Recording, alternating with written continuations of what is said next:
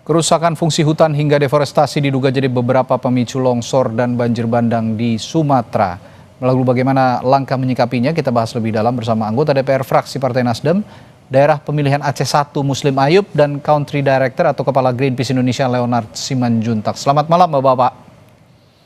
Selamat malam. Assalamualaikum warahmatullahi wabarakatuh. Waalaikumsalam warahmatullahi wabarakatuh. Pak Muslim saat ini ada di Dapil Pak di Aceh atau ada di Jakarta? Saat ini saya lagi di Dapil nih, kebetulan di posko terpadu Koramil di Aceh Selatan. Di Aceh Selatan ya Pak ya. Bagaimana kondisi terkini di sana sebelum saya tanya lebih lanjut yang lain? Terkini memang keadaan banjirnya mulai surut, tapi pengungsian masih tetap di lokasi, sampai ratusan pengungsi yang ada di lokasi, dan saya baru selesai memberikan bantuan-bantuan masa panik lah untuk para pengungsi yang ada di Kecamatan Trumon, Kabupaten Aceh Selatan. Nah kalau di Aceh Selatan sendiri analisa Pak Muslim penyebab banjir bandang dan longsor ini Pak apa di sana? Iya memang di situasi bulan Desember yang berber itu memang terjadinya banjir ya. Itu memang langganan setiap daerah terjadinya banjir bandang. Tapi dalam hal ini kita harus melihat juga apa penyebab terjadinya banjir itu. Tapi yang saya lihat ini sangat dahsyat sekali. Saya sudah umur 58 tahun ya. Kali ini memang banjir cukup besar sekali. Yang biasanya rumah itu terendam hanya 2 meter, 3 meter, ini sampai menutupi plafon rumah, malah lebih, sampai 2 dan 3 meter. Ini sangat luar biasa. Tapi Anda memandang ini ada efek dominokah dari pengelolaan hutan di Aceh misalnya yang tidak proper sehingga menyebabkan yang Anda katakan banjir dahsyat tadi selama 58 tahun baru terjadi kali ini? Saya memang setuju apa yang disampaikan oleh Bapak Menteri Kehutanan tadi. Memang ini mungkin ada penyebab adanya pembalakan liar yang terjadi di Aceh ya, apalagi dengan banyaknya HPH yang jujur saya katakan yang memperluas arealnya di wilayah kami. Ini mungkin mengakibatkan terjadinya penebangan, dan inilah hasilnya terjadinya banjir besar yang mungkin terjadi di Aceh umumnya dan khususnya barangkali ada di daerah-daerah lain di Indonesia. Oke, jadi ada perluasan Bapak katakan tadi ya di sana, perluasan pembalakan liar di wilayah Aceh Selatan. Ya kemungkinan dari sumber-sumber yang layak dipercaya pembalakan liar itu terjadi mungkin barangkali ada oknum-oknum yang membuka HPH yang kita tidak tahu bagaimana proses izinnya, karena jujur saya katakan banyak memang HPH yang membuka area hutan di Aceh ini, kita tidak tahu bagaimana proses izinnya, tiba-tiba muncul arealnya sampai ribuan hektar. Ini yang terjadi barangkali yang harus kita sikapi. Jadi menteri, khususnya Menteri Kehutanan, tidak segampang mengeluarkan proses izin terhadap HPH ini. Ya, sangat terlihat sekali Pak Muslim kalau memang banyak sekali Anda katakan perluasan lagi pembalakan liar. Dari visual udara saja sudah banyak pengundulan di bukit, pengundulan di hutan-hutan. Nah, saya ke Pak Leonard kalau gitu. Pak Leonard, jadi bagaimana kondisi hutan di Sumatera jika melihat banjir bandang dan longsor saat ini? Seberapa parah kerusakannya dan risiko dampaknya? Baik, makasih Mas. Selamat malam. Ya. Pertama-tama tentunya kembali menyampaikan rasa duka kepada seluruh masyarakat yang terkena. Ini bencana luar biasa. Saya kira ini mungkin salah satu bencana ekologis, bencana hidrometeorologis terbesar yang kita hadapi sampai saat ini. Jadi dan juga tentunya kepada seluruh tim yang masih bekerja keras untuk evakuasi, untuk buka akses dan sebagainya, kita sampaikan dukungan selalu. Nah, Sumatera itu sebenarnya memang sudah kehilangan sebagian besar hutannya. Hutan dataran rendahnya sudah hampir habis sebenarnya. Sudah terkonversi menjadi ya terutama adalah perkebunan sawit dan HTI. Itu masif terjadi sejak tahun 80-an. Sebenarnya yang relatif tersisa adalah di wilayah-wilayah pegunungannya, yaitu mulai dari kalau di wilayah dapilnya Pak Muslim di Loser, kawasan ekosistem Loser, turun ke selatan ke Bukit Barisan sampai ke Bukit Barisan Selatan. Jadi itu yang tersisa, tetapi sekitar 10 tahun terakhir, 10 sampai 15 tahun terakhir juga terambah macam-macam proses-proses deforestasi yang terjadi di wilayah pegunungan ini. Dari yang legal, kita harus bicara yang legal. Jadi izin-izin itu diberikan dalam jumlah ribuan dan jumlah hektarnya jutaan hektar sampai yang membalak liar. Itu di mana-mana. Itu jutaan hektar. Tapi saya berangkat dulu dari yang legal. Kalau memang yang legal saja sudah merusak begitu ya, apalagi yang liar begitu. Perlukah kalau demikian adanya moratorium misalnya pemberian izin terhadap logging di hutan-hutan di Sumatera, terutama di Aceh yang juga saat ini cukup parah terjadi longsor dan banjir di sana? Ya. Moratorium kita punya Mas sejak 2013 sebenarnya, sejak zaman Pak SBY, dilanjutkan oleh Pak Jokowi, dan tetapi praktek di lapangan tadi seperti Pak Muslim bilang izin-izin keluar terus. Ya. Begitu. Jadi proses konversi lahan keluar terus, dan kemudian lagi logisnya.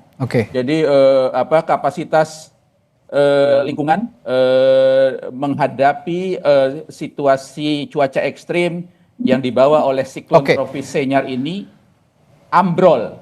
Jadi dia jebol sama sekali, sehingga kemudian tidak ada yang menahan luncuran banjir bandang di mana-mana itu. Baik. Gitu.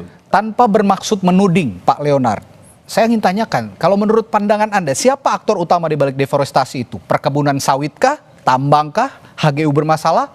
HTI? Atau siapa? Siapa yang akan tanggung jawab? Saya akan tanyakan itu nanti setelah jeda di Sapa Indonesia Malam. Tetaplah bersama kami. Masih membicarakan siapa yang bertanggung jawab dengan peristiwa bencana hebat yang terjadi di Sumatera Utara, Sumatera Barat, dan juga Aceh. Terjadi banjir dan longsor di sana. Apakah betul penyebabnya adalah benar-benar deforestasi dan alih fungsi lahan? Dan kalau memang betul, kira-kira Pak Leonard, siapa yang bertanggung jawab? Kalau bisa tanyakan, tanpa bermaksud menuding, karena tadi berdasarkan pembicaraan kita sejak awal, ini memang ada pihak-pihak yang menyalahgunakan lahan-lahan di Sumatera Utara, Sumatera Barat, dan juga Aceh hingga menyebabkan bencana besar ini terjadi, Pak Leonard. Ya, kelindannya sudah begitu kusut sebenarnya, Mas. Ini banyak sekali pihak terlibat, dari pemberian izin yang sebenarnya sudah mengingkari moratorium, pemberian izin baru itu, dan juga pemutihan di mana-mana, kemudian kawasan tambang di kawasan hutan. Catatan teman-teman Jatam ada 1.907 izin usaha tambang seluruh Sumatera, luasnya 2,45 juta hektar. Sumatera Utara sebagai contoh, kehilangan dari 2001 sampai 2024 1,6 juta hektar tutupan hutan. Wow. Kemudian sebagian besar daerah aliran sungai di ketiga provinsi ini itu akhirnya sekarang itu kategorinya APL, area penggunaan lain, bukan kawasan hutan. Nah, ini kan proses ini kan kalau sudah APL itu rawan sekali deforestasi begitu. Jadi kita sudah temui banyak kasus kan, artinya dari yang sifatnya manipulasi sampai korupsi, keterlibatannya banyak pihak. Dari aktor-aktor negara sampai non negara, kelindan ini sudah kusut sekali sehingga memerlukan evaluasi yang total, audit total tentang bagaimana tata kelola hutan di Sumatera ini. Begitu. Kalau Pak Leonard saja sudah tidak bisa menguraikan siapa yang bertanggung jawab karena saking kusutnya benang yang sudah dijahit ini sepertinya. Saya akan tanyakan kalau begitu ke Pak Muslim. Pak Muslim, Anda berada di Komisi 13 yang juga membidangi masalah reformasi regulasi. Apa yang bisa Anda dorong dengan kekusutan yang diungkap oleh Pak Leonard tadi di kasus bencana besar di Aceh dan Sumatera Utara dan juga di Sumatera Barat ini, Pak Muslim? Boleh nggak saya berbicara sedikit masalah banjir besar yang terjadi di Aceh? Yang pertama begini, saya tetap mengatakan kepada pemerintah Republik Indonesia, ini statusnya ini bagi Aceh ya, ini dari 23 kabupaten kota, 18 kabupaten yang berdapat banjir besar. Hari ini saja data per tanggal 30 November 2025, totalnya meninggal dunia 96 orang. Jadi itu hanya di Aceh saja ya? 113 jiwa. Hilang 113 jiwa. Yang mengungsi 62.000 sampai 291 kakak yang mengungsi. Jadi saya berharap ini bukan bencana-bencana daerah lagi nih, ini bencana nasional. Sesuai mungkin barangkali Undang-Undang Nomor 24 Tahun 2007 tentang penanggulangan bencana nasional. Ada 5 syarat itu. Yang pertama, jumlah korban jiwa. Ini sudah luar biasa, sudah sampai 96 orang meninggal. Yang kedua, kerugian harta benda. Yang ketiga, kerusakan prasarana dan sarana. Yang keempat, cakup luas bencananya. Yang kelima, dampak sosial ekonomi masyarakat itu tersebut. Kami mendorong kepada pemerintah pusat untuk menetapkan bahwa Aceh dan Sumatera itu masuk dalam bencana nasional. Itu yang pertama. Dan saya sikapi apa yang disampaikan tadi. Yang pertama, kita evaluasi kembali izin-izin yang sudah diterbitkan oleh kementerian. Karena saya tahu, saya juga memahami juga menyangkut masalah perizinan juga. Saya yakin ada kekeliruan. Ada main mata dengan terbitnya izin-izin ini. Kalau kita lihat dari kenyataan yang ada di lapangan, izin itu tidak sesuai dengan lahan yang dipetakan. Ini kan merupakan sumber persoalan. Misalkan izin ini di pusat, di daerah atau di mana, Pak Muslim? Ini khusus di daerah kami di Aceh. Artinya pemerintah setempat di daerah atau pusat juga yang punya peran untuk menerbitkan izin-izin yang dalam tanda kutip liar ini?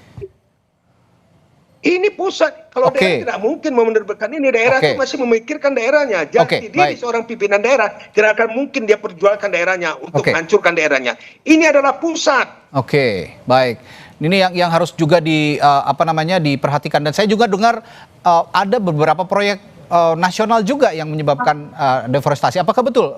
Singkat saja Pak Leonard, untuk yang menyebabkan deforestasi di Aceh, Sumatera Barat dan juga Utara ini. Ya, saya confirm Pak Muslim bahwa ini sekarang pusat yang harus bertanggung jawab, karena ini kan kita dalam proses resentralisasi. Sejak Undang-Undang Cipta Kerja semua ditarik ke pusat. Jadi izin-izin itu hampir semua dari pusat. Dan juga memang PSN yang kita tahu sama-sama. Ya, proyek strategis nasional yang saya maksud tadi. Ya, proyek strategis nasional itu kan diberikan karpet merah.